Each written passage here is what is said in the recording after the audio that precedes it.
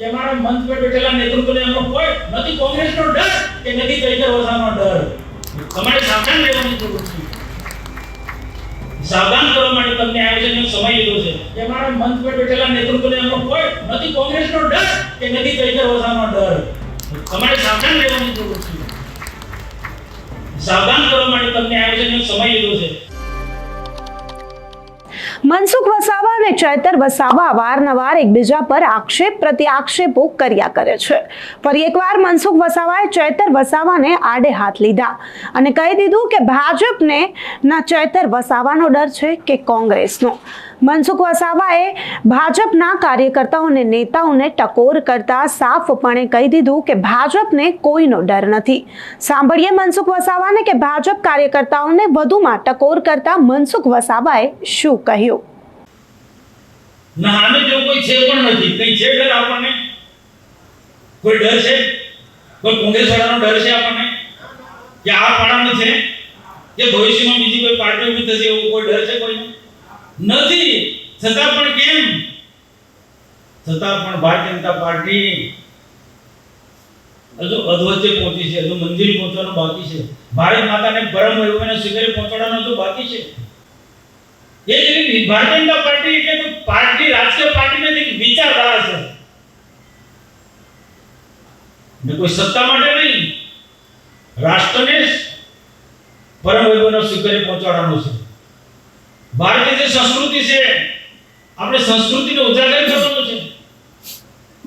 અખંડ ભારતનું સપનું ભાજપ કઈ રીતે પૂર્ણ કરે એના માટે આ ભારતીય જનતા પાર્ટીની સ્થાપના થઈ છે. નહીં કે સત્તા માટે. દેશને સમૃદ્ધ રાષ્ટ્ર બનાવવો છે, દેશને મજબૂત રાષ્ટ્ર બનાવવો છે, દેશને આત્મનિર્ભર ભારત બનાવવો છે. ભારતને અમેરિકાની હરોળમાં લઈ જવું છે, ચાઇનાની હરોળમાં લઈ જવું છે, વિશ્વની મહાસત્તા બનાવવી છે, દેશને સર્વોપરી રાષ્ટ્ર બનાવવું છે. અમેરિકાની થી પણ ઉપરવટ આપણે જવાનું છે. તો એમને એમ થવાનું છે. હર હાથ કો કામ, દેશના એક એક વ્યક્તિને કામ મળે, રોજગારી મળે. કોંગ્રેસ પાસે આશા છે, આમ આદમી પાર્ટી આશા છે કે બીજા કોઈ એન પાર્ટી પાસે કોઈ આશા છે કે ભારતનું સપનું છે ભારત અખંડ બને, ભારત અખંડ છે એને જાળવી રાખશે, ભારતના કોઈ ટુકડા ના થવા દે. એવું બીજા કોઈ પાસે આશા રાખી શકાય નહીં. દેશની જનતા એક માત્ર ભારતીય જનતા પાર્ટી પર આશા રાખી છે. ને એક માત્ર દેશનો યુવાન આજે એમ કે આજે આપણે રોજગારી કોણ આપશે? ભાજપ વાળા જ આપશે, મોદી સાહેબ જ આપશે, મોદી સાહેબની સરકાર જ આપશે. આ વિશ્વાસ છે મતદારોને. એટલે વારંવાર ભાજપ નારાજ હોય તો પણ ભાજપને જ મત આપે છે. મતદારો, દેશના મતદારો નારાજ હોય તો પણ ભાજપને મતદાન આપે છે. કેમ? દેશની સંસ્કૃતિ માટે કામ કરે છે, દેશના માટે કામ કરે છે, દેશનું સ્વાભિમાન વધે. દેશને સ્વાભિમાન કોણ અપાવશે? કોંગ્રેસ વાળા? ભાજપ જ અપાવશે દેશને સ્વાભિમાન. એ જનતા, દેશની જનતા ભારતીય જનતા પાર્ટી નેતૃત્વ વિશ્વાસ મૂકે છે. અલગ યોજનાઓ છે. તમે જો એવું નથી કે આપણે બધાને સરકારી નોકરી આપી દેવાની. જ્યારે વાત કરું તો કોઈને વાત નહીં ગમે. પછી સમયને સંજોગો પરિસ્થિતિ જોતા મંથનમાં ઉતારવું પડશે. એક એક વ્યક્તિને રોજગારી મળે એના માટે રાજ્ય સરકાર અને ભારત સરકાર કટિબદ્ધ છે. અનેક પ્રકારની અલગ અલગ યોજના લઈને ચાલે છે. આ યોજના જેના માટે બની જેમના સુધી પહોંચાડવી છે. એકલા નરેન્દ્રભાઈ મોદી એકલા કે ભૂપેન્દ્રભાઈ પટેલ ના પહોંચાડે એકલા, ત્યાં મંચ પર બેઠેલા નેતાઓ એકલા આ યોજના જેના માટે બની એમના સુધી ના પહોંચાડે એના માટે કાર્યકર્તાની જવાબદારી છે. એવા સમયે 1984-85 માં મેં વિધાનસભાની ચૂંટણી લડ્યો ભાજપમાંથી, કમળમાંથી. એ વખતે જીતવા માટે નહીં પણ ભાજપના પ્રચાર માટે, કમળના પ્રચાર માટે 1980 ની ચૂંટણી લડ્યો. કેટલા મત મળ્યા છે? કોઈ કાર્યકર્તા ખબર છે? આ બધા કાર્યકર્તાને ખબર છે? 1200 મત મળ્યા હતા. પહેલી ચૂંટણી વિધાનસભાની લડ્યો એ વખતે 1200 મત, ફક્ત 1200 મત મળ્યા. ભાજપને સમજવું બહુ અઘરું છે ભાઈ. કોઈ રાજકીય પાર્ટી નથી કે સત્તા માટે કામ કરનારી પાર્ટીના આપણે કોઈ કાર્યકર્તા નથી. આપણે રાષ્ટ્રીય સમર્પિત કાર્યકર્તા છે. પદ મળે કે ના મળે ચિંતા ન કરો.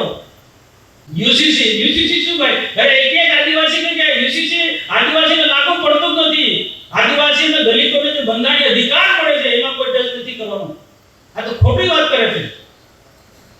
આદિવાસીના હક અધિકાર માટે જે પૂર્વ નથી સત્તા નથી એ સત્તા ભાજપ શાસનની અંદર આપણે એ અધિકાર મળ્યા છે. જે આદિવાસીઓના જંગલની જમીનનો પણ અધિકાર ભારતીય જનતા પાર્ટીના શાસનમાં મળે છે. સ્ટેચ્યુ ઓફ યુનિટીમાં આવનારા દિવસમાં એક પ્રોજેક્ટમાં સ્થાનિક લોકોને રોજગારી મળે, કામ મળે, નોકરી મળે. જે પ્રોજેક્ટો છે પ્રોજેક્ટમાં જે મોટા પ્રોજેક્ટોમાં એ સક્ષમ યુવાનોને આપણે તૈયાર અંગ્રેજી જ્ઞાન વિજ્ઞાન ટેકનોલોજી સાથે આપણે આપણા વિદ્યાર્થીઓને માર્ગદર્શન આપે કઈ રીતના પ્રોજેક્ટની અંદર નોકરી મળે એ કરવું પડશે.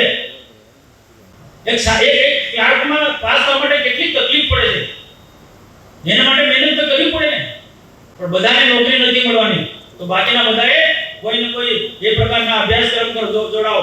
એવામાં આઈટીઆઈમાં એવા રીતના જોઈન કરો કે બધી જગ્યાએ જ્યાં પણ જાઓ ત્યાં ઉદ્યોગોમાં ઘરના આંગણે નથી નોકરી મળવાની બધાને.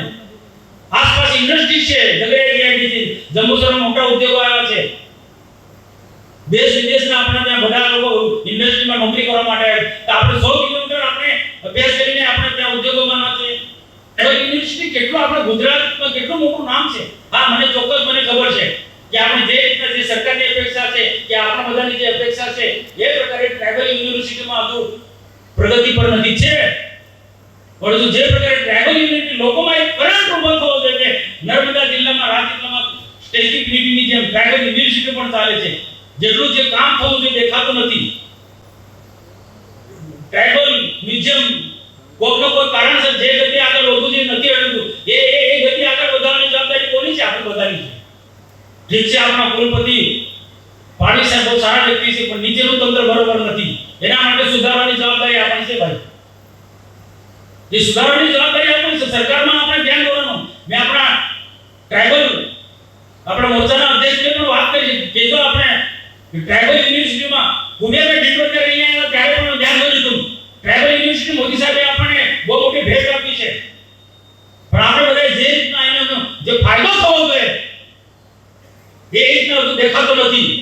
મને તો નથી દેખાતો. નહીં દેખાય એના માટે હું આ બોલું છું. દેખાય માટે બોલું છું. ને એકલા મનસુખ વસાવાને એટલે દર્શનાબેન નહીં બધા કાર્યકર્તાએ બોલવું પડશે. કેન્દ્રમાં ભાજપ, રાજ્યમાં ભાજપ ને બીજા લોકો ઘૂસી જશે તો એનો ફાયદો કોણ લેવાનો? આપણી યોજના બીજા લોકો લાભ લે છે. ડેડિયાપાડામાં શું સ્થિતિ છે ભાઈ? આમ આદમી પાર્ટી નું કોઈ ત્યાગ છે છતાં પણ આજે ધારાસભ્ય આપણી સરકારની યોજનાથી ઉદાહરણભૂત કરે છે અને સરકારની ટીકા ટિપ્પણી કરે છે. યુનિવર્સિટીનું નિર્માણ ફરી પાછું અહીંયા ના આવે એના માટે આપણે કાળજી રાખવાની છે. ઊંઘી નથી જવાનું. સત્તા છે મોદી સાહેબ પ્રધાનમંત્રી ઓ આરામ કરો એવું નથી. સજાગ રહેવાનું, જાગૃત રહેવાનું. એટલે કાર્યકર્તાને સમય પર ટકોર કરવામાં આવે છે. આમ આદમી પાર્ટી કે કોંગ્રેસને ગઠબંધન કરીને આવનારા દિવસમાં નર્મદા જિલ્લા પંચાયત કબજે કરવા માટે, તાલુકા પંચાયતો કબજે કરવા માટે, નગરપાલિકામાં ઘૂસવા માટે જે મહેનત કરી રહ્યા છે એનાથી તમને સાવધાન કરવા માટે આવ્યા છે. ડર નથી આપણને. સમજી લેજો કે મારા મંચ પર બેઠેલા નેતૃત્વને એમનો કોઈ નથી કોંગ્રેસનો ડર કે નથી ચૈતર વસાવાનો ડર. તમારે સાવધાન રહેવાની જરૂર છે. સાવધાન કરવા માટે તમને આયોજનનો સમય લીધો છે.